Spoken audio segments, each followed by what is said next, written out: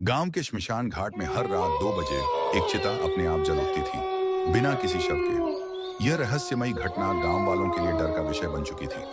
कोई भी उस समय श्मशान के आसपास जाने की हिम्मत नहीं करता। बुजुर्गों का कहना था कि यह किसी अधूरी आत्मा की आग है, जो तब तक जलती रहेगी जब तक उसे न्याय नहीं मिलेगा। रवि, जो आधुनिक विचारों वाला युवक था, इस कहानी को महज अंधविश्वास मानता था।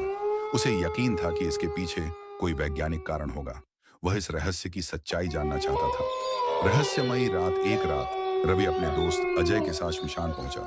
वहां का माहौल डरावना था। चारों ओर सन्नाटा पसरा था।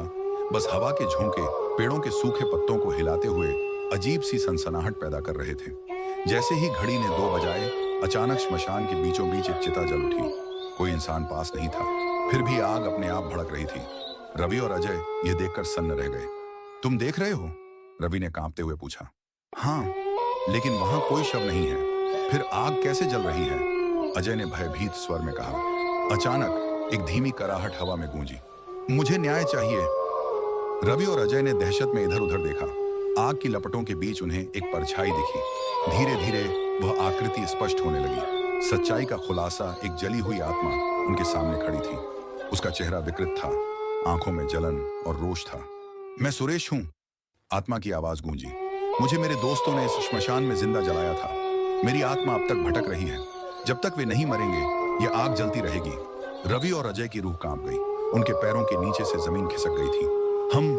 हम तुम्हारी मदद कैसे कर सकते हैं? रवि ने हिम्मत जुटाकर पूछा। उनका अंत निकट है और तब मेरी आत्मा मुक्त होगी, आत्मा ने कहा। भयानक अंत अचानक आग और तेज जलने लगी। उसकी लपटें रवि की ओर बढ़ने लगी। भागो! अजय ने रवि का हाथ पकड़कर खींचा। दोनों जान बचाकर भागे, लेकिन रवि को लगा कि कोई उसके पीछे दौड़ रहा है। एक गर्माहट उसकी पीठ पर महसूस हो रही थी। जैसे ही वे गांव की सीमा पर पहुंचे, आग गायब हो गई। अगले कुछ दिनों में गांव में एक के बाद एक कई रहस्यमयी घटनाएं घटी।